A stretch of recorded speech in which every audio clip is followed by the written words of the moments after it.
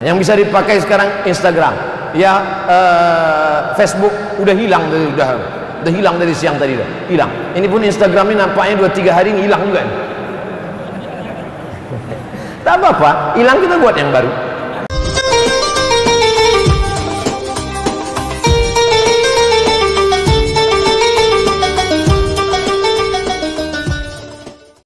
Assalamualaikum warahmatullahi wabarakatuh.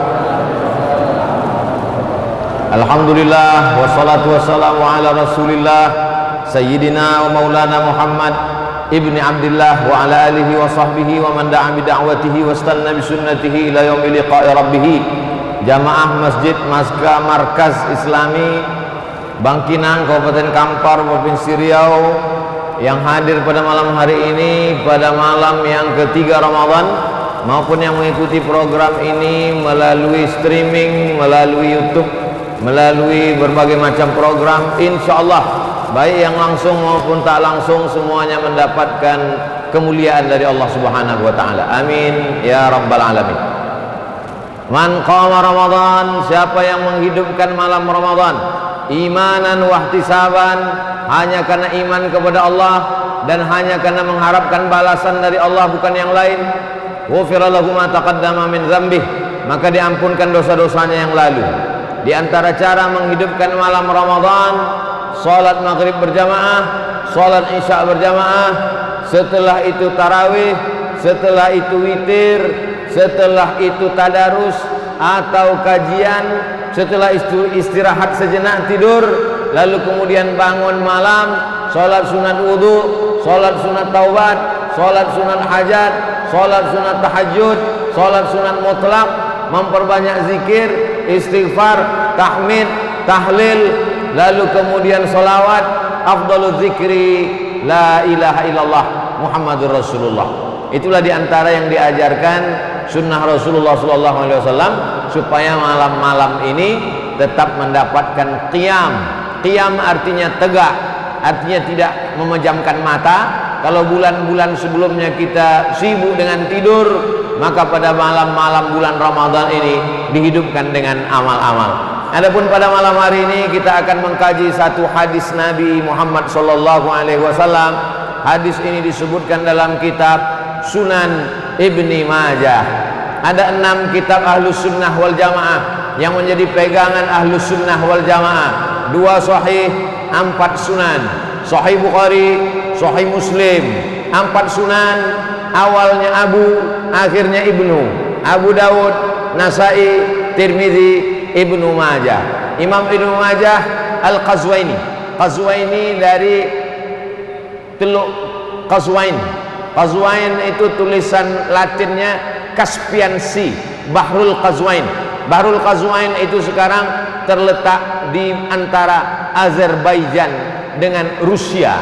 Begitulah Islam. Kalau kau berilmu walaupun bukan orang Arab, maka engkau akan tetap dikenang sepanjang zaman. Imam Ibnu Majah Al-Qazwaini menulis satu kitab, isinya sunnah-sunnah Rasulullah. Kalau satu sunnah, kalau 2 sunnatani, kalau banyak sunan. Sunan karena di dalamnya ada hadis-hadis Nabi, sunnah-sunnah Rasulullah sallallahu alaihi wasallam. Adapun hadis yang akan kita kaji malam ini terdapat dalam kitab Sunan Ibnu Majah, diriwayatkan dari sahabat Nabi bernama Abdus Syams, Abdu Hamba, Syams matahari, Abdus Syams hamba matahari. Nama ini tak baik, mengandung syirik, maka dirubah Nabi namanya menjadi Abdurrahman. Nama ayahnya Sakhar, nama kampungnya di Yaman Daus, maka nama lengkapnya Abdurrahman bin Sakhar Ad-Dausi. Dia masuk Islam pada tahun ke-7, terlambat masuk Islam. Yang lain masuk Islam ketika di Makkah, yang lain masuk Islam menjelang hijrah. Dia masuk Islam setelah 7 tahun pindah ke kota Al-Madinah Al-Munawwarah. Datang dia dari Yaman, menyeberang sampai ke Madinah, menjumpai Nabi, masuk Islam. Tapi walaupun dia terlambat masuk Islam, dia bersama Nabi hanya 3 tahun saja. Masuk Islam tahun ke-7, Nabi meninggal tahun ke-11 bulan Rabiul Awal. Hanya 3 tahun 3 bulan. Tapi hadis yang paling banyak direwayatkan oleh sahabat Nabi adalah Abu Hurairah. Dia Abdurrahman tapi karena selalu membawa anak kucing, maka Nabi memanggilnya ya Abahir, wahai engkau orang yang selalu membawa kucing, karena dia orang yang punya berhati lembut, penyayang kepada binatang. Ya Abahir, wahai engkau orang yang sayang kepada kucing. Maka populerlah nama dia dengan nama Abu Hurairah. Nabi SAW sebelum menyampaikan hadis di atas pasir, man bassata ridaahu, siapa yang mau membentangkan sorbannya, kata Nabi, ke atas pasir ini, hatta ulqiya maqalati hadza, sampai ku sampaikan hadisku ini, fala yansa ma sami'a minni abada. Siapa yang mau membentangkan sorbannya, ku sampaikan hadis-hadisku ini, maka dia tidak akan lupa apa yang dia dengar sampai dia mati. Mendengar hadis itu langsung Abu Hurairah membentangkan sorbannya, lalu Nabi menyampaikan hadis-hadis. Setelah itu dia menggulungnya, maka sejak itu dia tak lupa hadis-hadis yang disampaikan Nabi Muhammad SAW. Itu salah satu mukjizat Nabi, bahwa hadisnya terjaga, terpelihara sampai hari ini, sampai hari kiamat, karena sahabat itu diberikan kekuatan akal, kecerdasan di antara sahabat-sahabat. Walaupun Abu Hurairah sahabat yang paling banyak meriwayatkan hadis, tapi dia mengaku ada orang yang lebih banyak lagi hafalannya daripada aku. Siapa dia? Abdullah bin Amr bin As radhiyallahu anhuma. Ada gubernur Mesir, sahabat Nabi, namanya Amr bin As. Amr bin As punya anak laki-laki namanya Abdullah. Abdullah bin Amr bin As radhiyallahu anhuma. Aku banyak menghafal, kata Abu Hurairah, tapi Abdullah bin Amr bin As lebih banyak lagi hafalannya. Kenapa? Li'annahu la yaktub wa ana la aktub. Li'annahu yaktub, karena dia menulis sedangkan aku tidak menulis. Suatu ketika orang-orang Arab berkata, kenapalah engkau tulis hadis itu wahai Abdullah bin Amr bin As? Kenapa kau tulis hadis-hadis Nabi itu? Datanglah Abdullah bin Amr bin As menjumpai Nabi Muhammad SAW. Ya Rasulullah, mereka berkata, kenapa kau tulis? Apakah yang ada yang perlu kutulis, ada yang tak perlu kutulis? Apa kata Nabi SAW? Uktub, tulis. Wallahi, demi Allah, ma yakhruju minhu illa haq. Semua yang keluar dari mulutku ini hak. Tulislah. Itu menunjukkan bahwa ada sahabat Nabi itu yang mengingat dengan akalnya, Abu Hurairah. Tapi ada sahabat Nabi itu yang mengingat dengan akal dan tulisannya. Itulah dia Abdullah bin Amr bin As dan sahabat-sahabat yang lain. Zaman sekarang umat Islam menjaga hadis tidak dengan akalnya, tidak pula dengan mulutnya, cukup dengan handphonenya. Sehingga ketika handphone itu hilang, hadis itu pun hilang juga. Jamaah yang dimuliakan Allah Subhanahu wa taala. Hadisnya dalam Sunan Ibnu Majah, diriwayatkan oleh sahabat Nabi Abdurrahman bin Sakhar Ad-Dausi Abu Hurairah radhiyallahu anhu. Status hadisnya hadisun hasan. Hadis yang paling tinggi sahih, di bawah sahih hasan, di bawah hasan dhaif.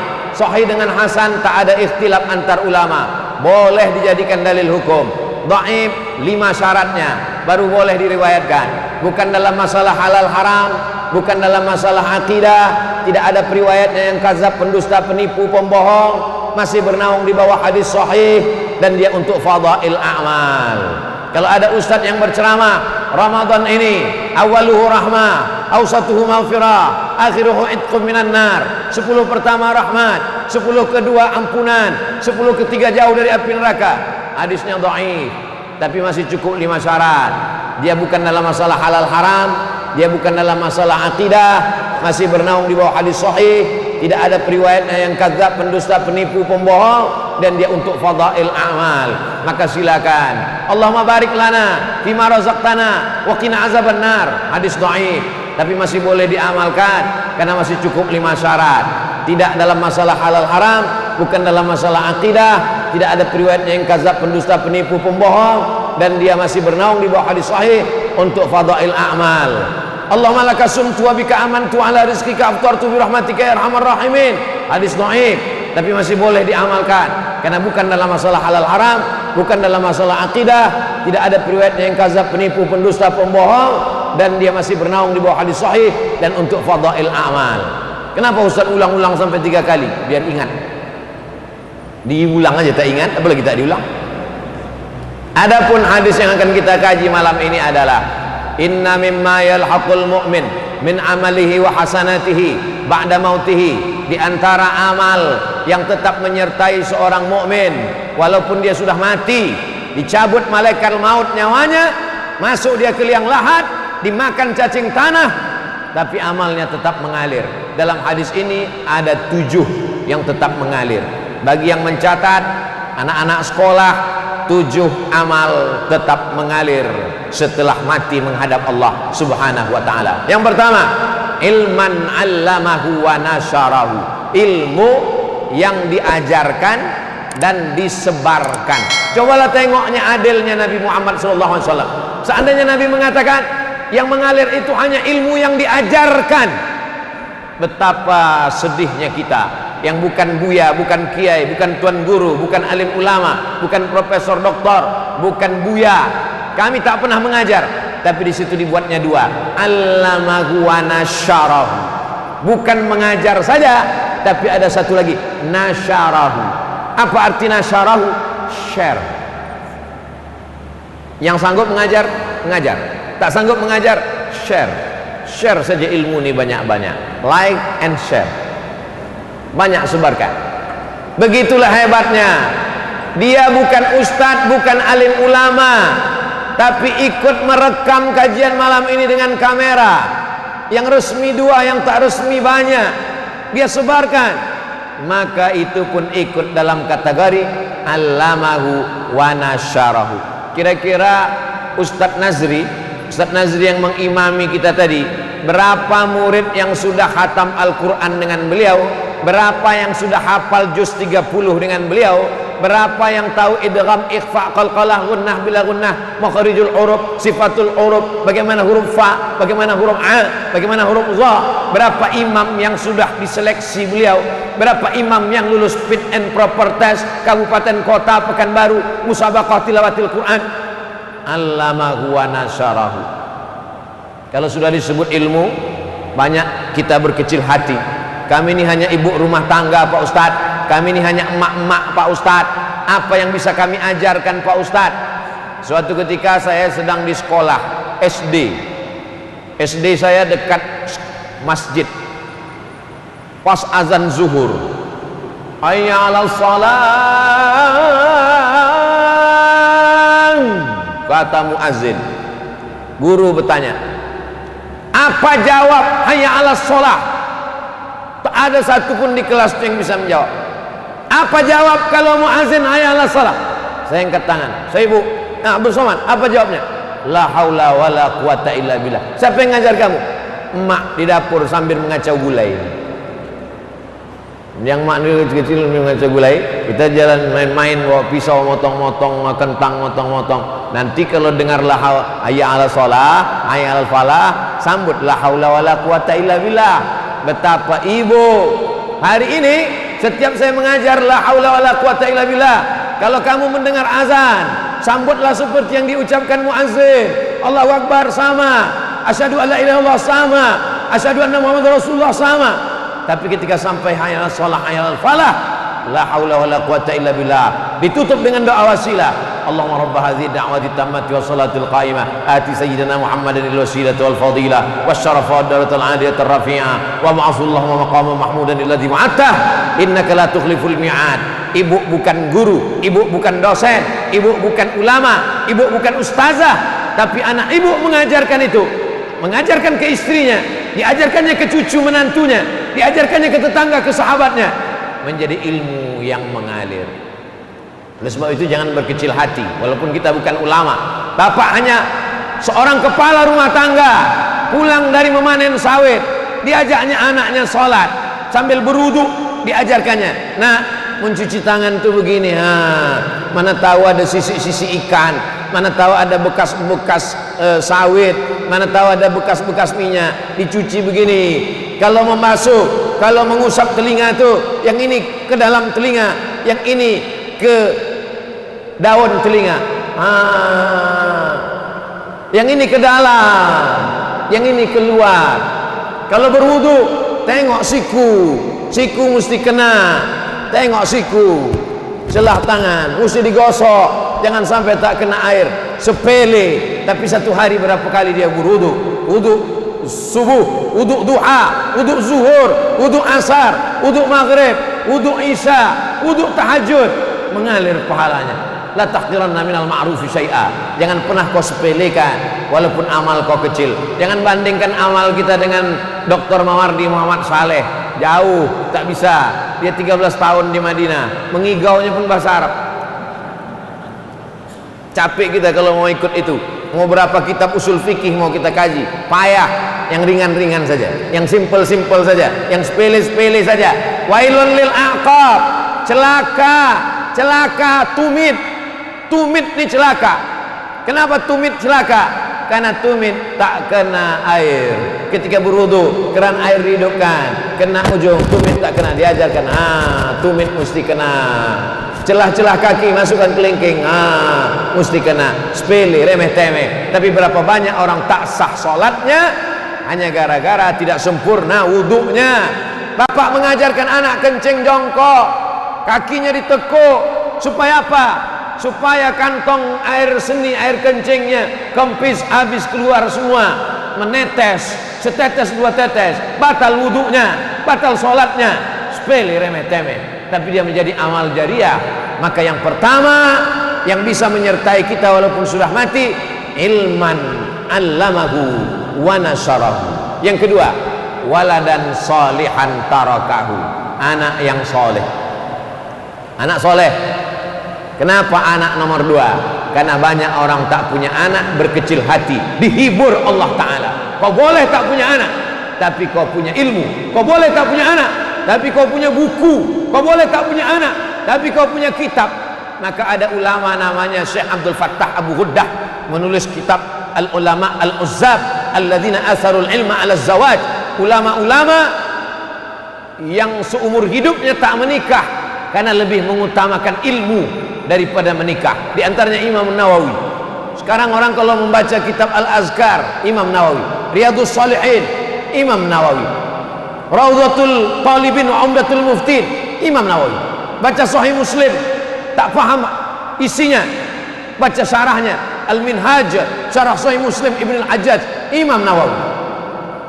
Membaca kitab fikih, fikih dari sejak masa Imam Syafi'i tahun 204, Imam Syafi'i abad ketiga, abad keempat, abad kelima, abad keenam, abad ketujuh, 500 tahun mazhab Syafi'i berkembang macam-macam. Datang seorang ulama, direvisinya mazhab Syafi'i.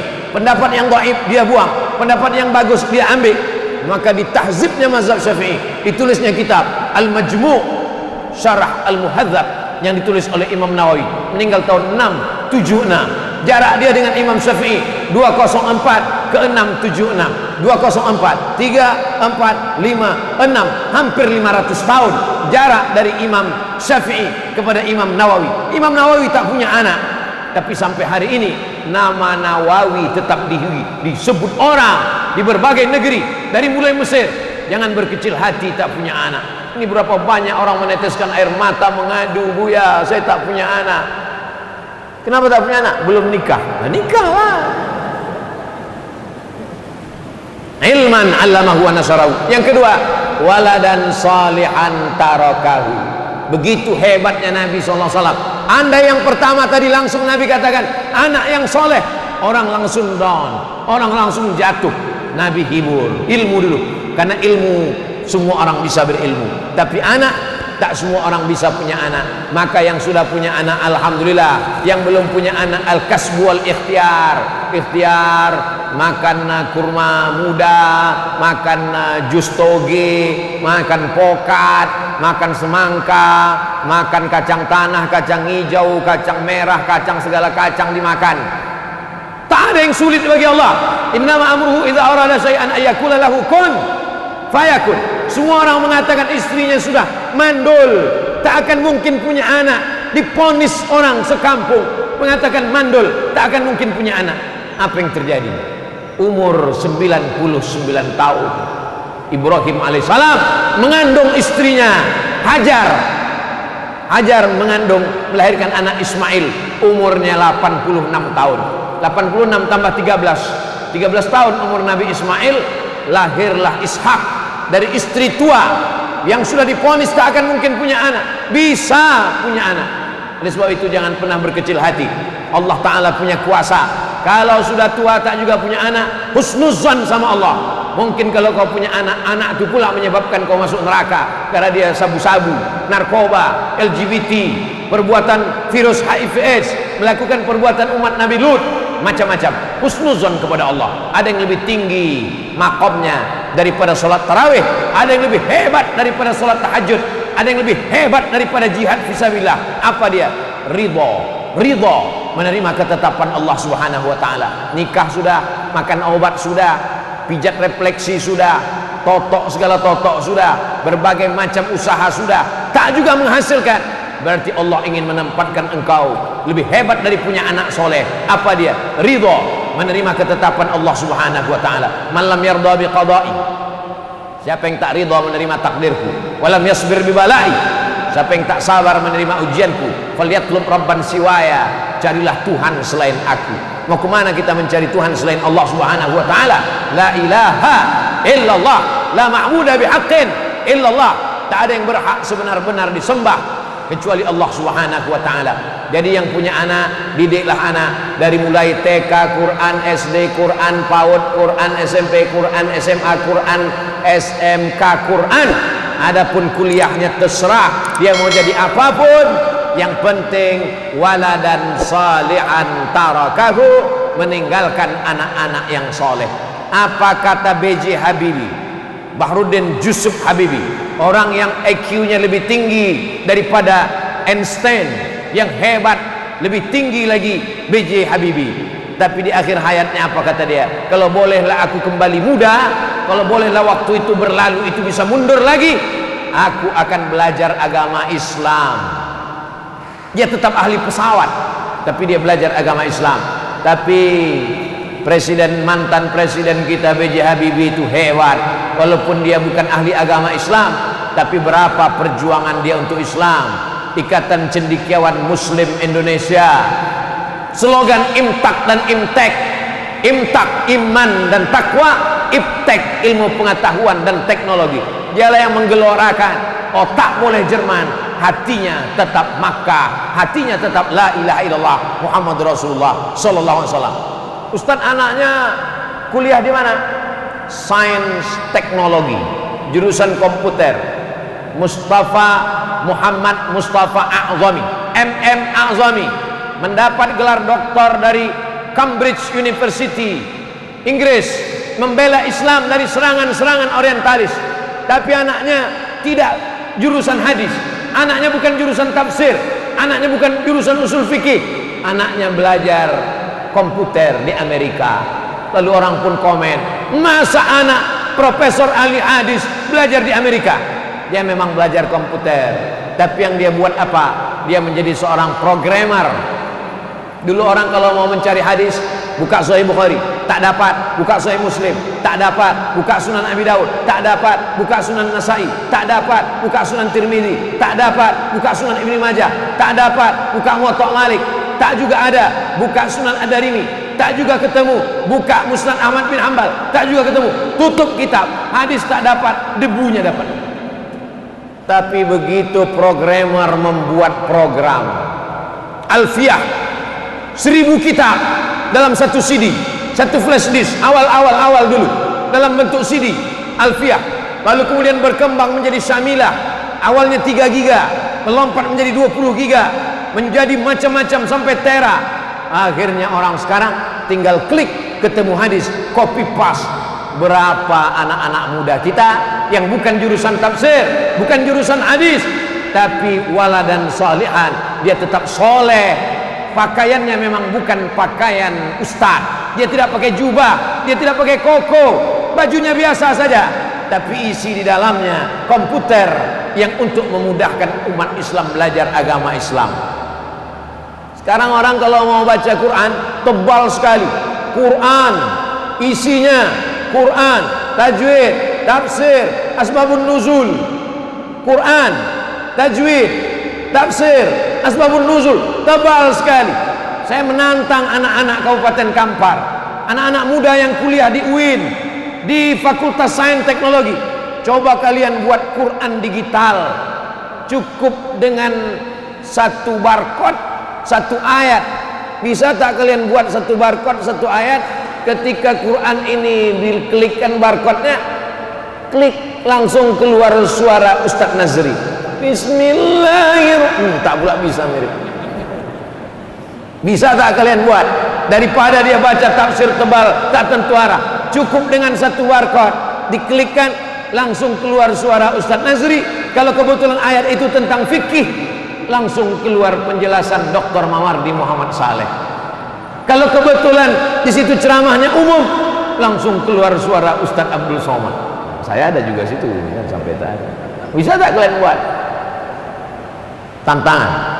Andailah saya dosen sains teknologi itu, saya bebankan setiap mahasiswa-mahasiswa, kamu dalam setahun ini kau cari kemanapun Ustadz Mawardi mengajar, di Masjid An-Nur, di Masjid Ar-Rahman, di Masjid Islamic Center, kau buat program digital terkait dengan ayat-ayat hukum, maka tinggal klik, orang bisa mendengar. Kalau kau bisa buat, insya Allah nilaimu A. Ini cuman masalahnya dosennya pun tak pengajian. Ini yang jadi masalah ini. Oke lah, kita lanjut, nanti banyak dosen marah. Ilmu sudah, anak soleh sudah. Yang ketiga, mushafan warasahu, mewakafkan mushaf. Apa mushaf itu Pak Ustaz? Quran. Orang selalu minta ambilkan Quran, tolong ambilkan Quran, tolong ambilkan Quran. Kalau orang Arab tidak mengatakan ambilkan Quran, khudh mushaf, karena dia mengatakan itu adalah mushaf, lembaran-lembaran Al-Quran yang tersusun, maka disebut dia dengan mushaf. Quran tak ada bentuk jamaknya, kitab, jamaknya kutub, fiha kutubun qayyimah. Tapi Quran tak ada bentuk jamaknya, karena Quran hanya satu. Lalu yang ada itu apa? Itu adalah mushaf, tapi dia tetap la yamassuhu illal mutahharun. Ahlu sunnah wal jamaah, bukan Mu'tazilah. Ahlu sunnah wal jamaah berpegang bahwa memegang mushaf itu pun Hanafi paling tua, Maliki nomor 2, Syafi'i nomor 3, Hambali nomor 4, mesti berwudu.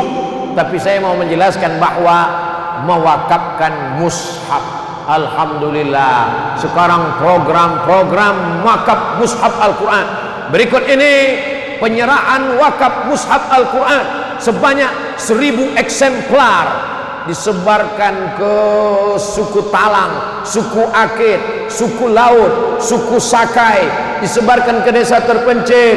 Kami mengantar ke kampung-kampung. Alhamdulillah, luar biasa.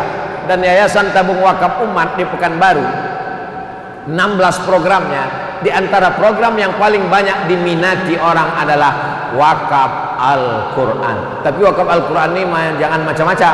Ada juga yang mempermain-mainkan wakaf Al-Quran. Akadnya akad wakaf, tapi dia bermain jual beli di sana. Nah, ini mesti hati-hati. Saya wakafkan duit 100.000 untuk beli Al-Quran tunai. Ingat, akadnya akad wakaf. Ternyata harga Quran 35.000. Makin banyak dicetak makin murah. Akad Quran 35.000. Akadnya kau katakan wakaf, duitnya kau pakai untuk operasional. Tak betul akadnya. Karena kalau wakaf tak boleh hilang. Kalau hilang itu namanya bukan wakaf, itu namanya infak, itu namanya sodakoh. Maka mesti jelas ini akad. Yang membedakan antara jual beli, gadai, pinjam meminjam, letaknya pada akad. Itu maka dalam Islam itu akad fikih itu luar biasa. Jadi nanti kalau ada orang mau program wakaf Al-Quran, silakan wakaf Al-Quran, tapi jelas akadnya. Ingat, banyak orang yang berniat baik, tapi berniat baik ini disalahgunakan oleh orang-orang yang tidak baik. Tapi kita tidak pernah taubat berbuat baik. Jangan sampai hanya karena 1-2 orang yang mempermainkan wakaf, lalu kemudian kita taubat berbuat baik. Saya taubat minum khamar, bagus. Saya taubat berzina, bagus. Saya taubat korupsi, bagus. Saya taubat sedekah, jangan. Ini umat ini banyak sekarang. Taubat saya pengajian Pak Ustaz, jangan. Kita tetap berbuat baik. Maka silakan wakaf Al-Quran. Ustaz Abdul Somad ini cuman ceramah aja, wakaf Quran. Ustaz sendiri pernah tak wakaf Quran? Waktu meninggal almarhumah mak saya wakafkan Al-Quran, kalau tak salah 5.000 eksemplar. Tapi bukan duit saya. Assalamualaikum Pak penerbit Bandung. Waalaikumsalam. Saya mau cetak 2000 Quran untuk wakaf mak saya meninggal, boleh tak? Boleh, kata dia. Setelah dicetak, tapi kami tak mau terima duitnya Pak Ustaz. Kirimnya 2000 Al-Quran, kata dia tak usah bayar. Oh, kalau tak usah bayar Pak, tambah lagi 5000, kata saya. Nah, kalau 5000 bayar, katanya. Nah, bayar. Maksud saya 2000 tak bayar, yang 3000 tuh bayar, supaya kalau masuk surga jangan dia aja. Coba kalau kita tak mau dibayar, pas diminta 2000, kata dia jangan bayar, mati. Kebetulan kuburnya dekat, dia mengalir pahala, kita tidak. Setiap pagi, setiap sore, setiap malam Quran itu dibagikan, dikirim pakai pos dari Sabang sampai Papua. Pondok pesantren ke Papua kami kirim, ke Makassar kami kirim, ke Banjar kami kirim. Supaya apa?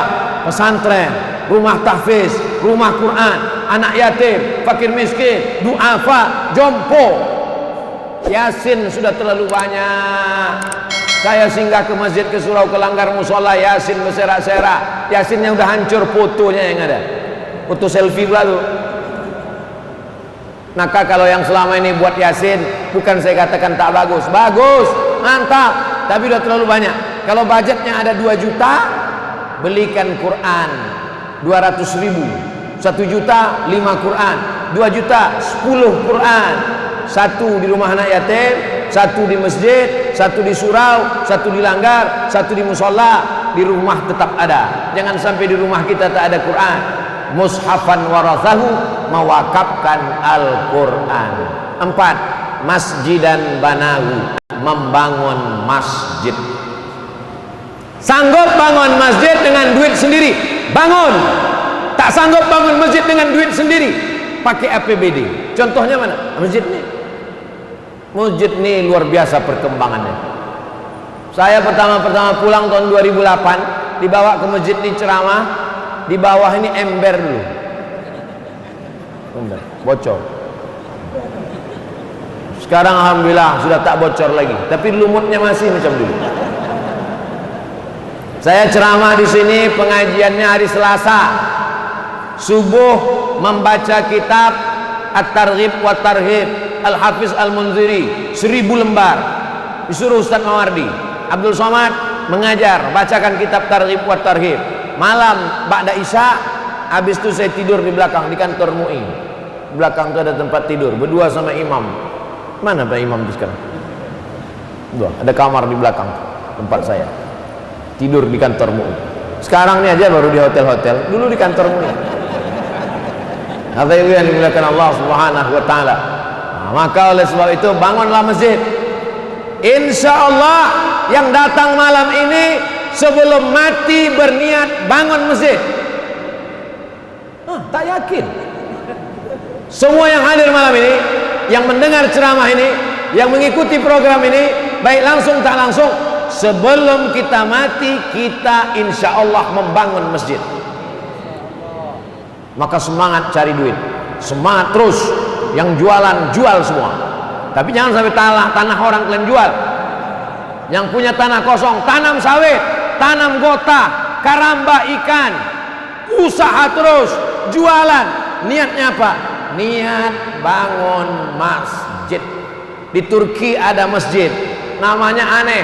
Biasanya Masjid Al-Ikhlas, Masjid Al-Markas Al-Islami, Masjid At-Taqwa, Masjid Al-Jihad, Masjid Al-Muhajirin. Ini masjid namanya lain di Turki. Nama masjidnya daripada makan siang. Nama masjidnya daripada makan siang. Kenapa? Karena dia tidak makan siang tiap hari. Jatah makan siang dia simpan. Jatah makan siang dia simpan sampai akhirnya cukup untuk bangun masjid. Maka dia bangun masjid itu, nama masjidnya daripada makan siang. Bapak rencana buat masjid apa? Nama masjid saya Pak Ustadz DPR. Apa itu? Daripada beli rokok. Kumpul, kumpul, kumpul, kumpul, jadi satu masjid. Kita meletakkan pondasi batu pertama, yang lain akan berdatangan. Semua orang berdatangan, semua berdatangan. Ketika saya pasang video Ini tanah ini harganya 130.000 per meter. Datang nenek-nenek menyerahkan amplop, saya 2 meter Pak Ustadz. Datang datuk-datuk, untuk saya semeter, anak saya semeter, cucu saya semeter, menantu saya semeter. Ini Pak, ini 260.000 dua untuk istri saya. Tapi 1 meter 130, bini ambo duo katanya. Alhamdulillah. True story, kisah nyata. Artinya apa? Masyarakat sangat ingin mengalir pahalanya. Ustaz, bagaimana ini membangun masjid? Masjid punya Allah, bukan punya kita. Wa innal masajida lillah. Masjid milik Allah Subhanahu wa taala. Itulah mengapa orang Islam ini semangat cari duit, semangat berusaha. Kenapa? Karena targetnya bukan bangun rumah besar. Rumah besar kau bangun tinggal, mobil mewah tinggal, tapi kalau masjid kau bangun, Masya Allah, tabarakallah. Jadi Pak Ustadz, kalau yang membangun masjid-masjid, anggota dewan bangun masjid pakai duit negara, pejabat bupati, gubernur, wali kota, presiden membangun masjid pakai duit negara, kalau dia amanah, insya Allah dia dapat pahalanya. Kalau dia korupsi, insya Allah azabnya 2 kali lipat. Tapi yang dimuliakan Allah Subhanahu wa taala, selama kau jadi kepala dinas, selama kau jadi kejari, kejati, berapa masjid kau bangun di kantor?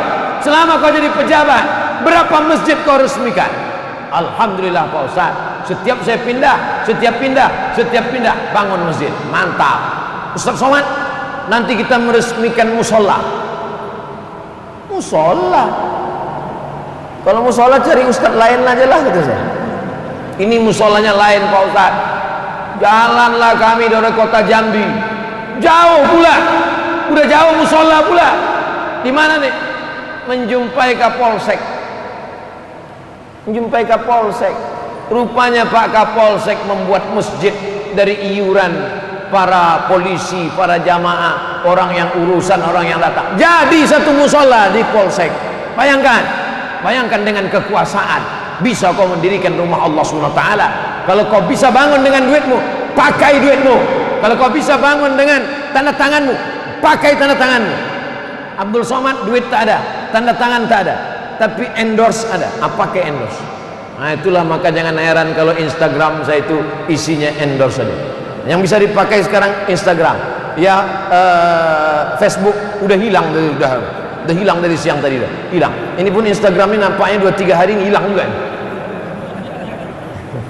Tak apa-apa, hilang kita buat yang baru. Bapak Ibu yang dimuliakan Allah Subhanahu wa taala, Bapak Ibu dimanapun berada, ini pembebasan tanah masih perlu sekian sak semen, masih perlu batu kerikil, batu bata.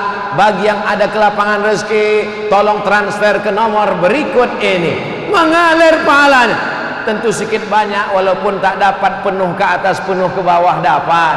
Tak mungkin semuanya hanya untuk yang nyumbang. Abdul Somad tak dapat. Mengharapkan sisa-sisa pahala yang diberikan Allah. Yang penting bangun masjid. Saya berniat bangun masjid. Ustaz sendiri udah ada bangun masjid, insya Allah ada, tapi taklah semua. Ada 2-3 sak semen, 100 sak semen. Bapak Ibu yang dimuliakan Allah Subhanahu wa taala. Yang kelima, baitan libni sabil banahu, membangun rumah untuk anak ibnu sabil. Anak kampung, otaknya cerdas, tapi mau sekolah di Pekanbaru tak bisa. Sewa kos mahal, sebulan 500.000. Ada pula kos 1 bulan sampai 1 juta, pakai AC, kamar sendiri, tempat tidur.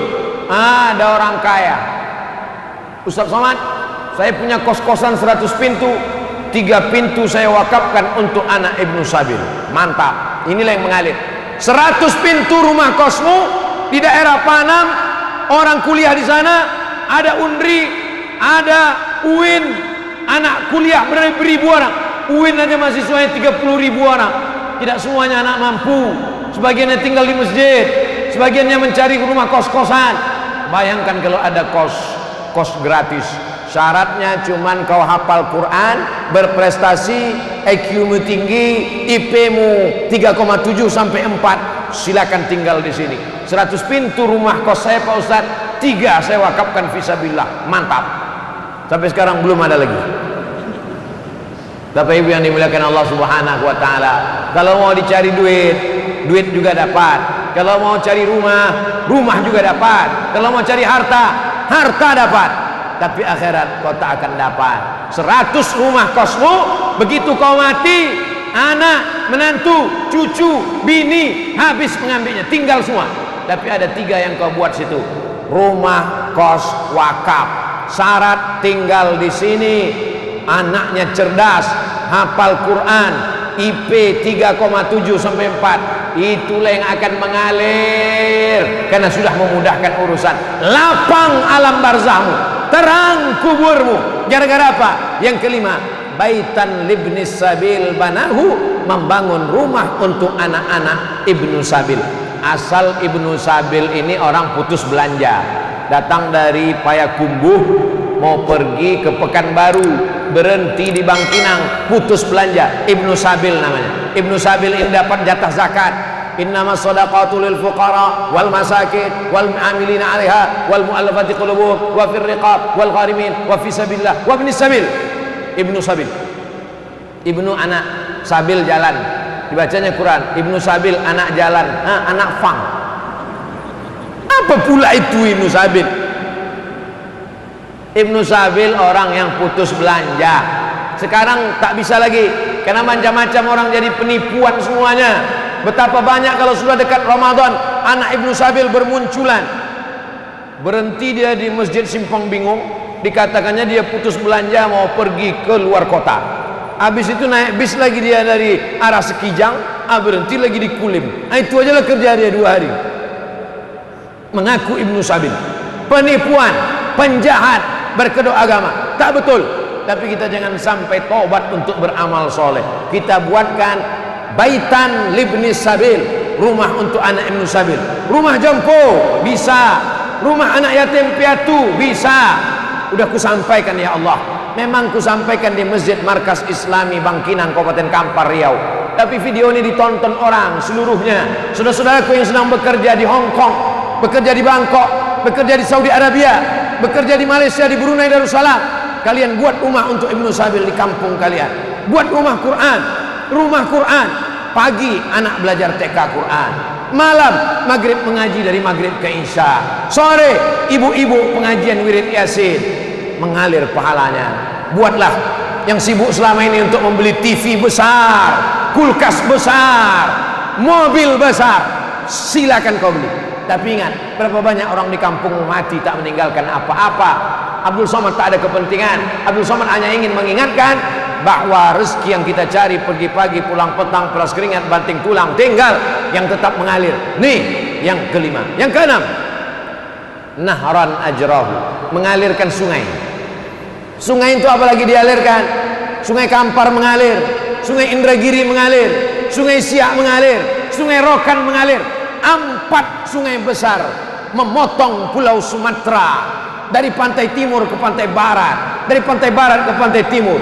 Dipotongnya Riau ini 4 sungai, ujung Indragiri, Kampar, Siak, paling ujung Sungai Rokan, Rokan Hulu, Rokan Ilir. Untuk apa lagi mengalirkan sungai? Mengalirkan air. Alhamdulillah sudah dibangun sumur bor sebanyak 61 titik. Bayangkan itu, 61 titik sumur bor. Satu sumur bor berapa itu? Tanya orang perumahan, dia yang tahu karena dia banyak buat sumur bor. 61 titik sumur bor sudah dibuat. Siapa yang membuat? Apa namanya Bu ya? KKB, Komunitas Kampar Berbagi. Bukan Nambo muda. Ya Rasulullah, ya ummi matat, emak saya mati, emak saya meninggal. Apa atas sedekah anha? Kalau saya bersedekah untuk emak saya, apakah pahalanya sampai? Kata Nabi, tasaddaq, silakan sedekah engkau untuk almarhumah emak, silakan sampai. Ayu sedekatu afdal, apa sedekah yang paling afdal? Kata Nabi, sakyul ma, memberi air minum. Sedekah paling afdal memberi air minum. Sedekah yang sudah dikasih mesti diminum. Bismillahirrahmanirrahim.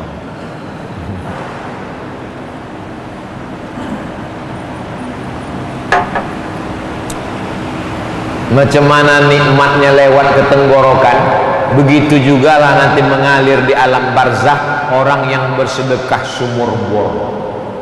Sanggup buat sumur bor sendiri, silakan. Pak, buat sumur bor Dayan Surang. Bapak enggak mau sama yang lain? Enggak, saya mau sendiri masuk surga. Yang tak sanggup buat sumur bor sendiri, gotong royong sama-sama. Berapa harga sumur bor? Sekian ratus ribu. Kumpul sama-sama, buat. Jangan egois.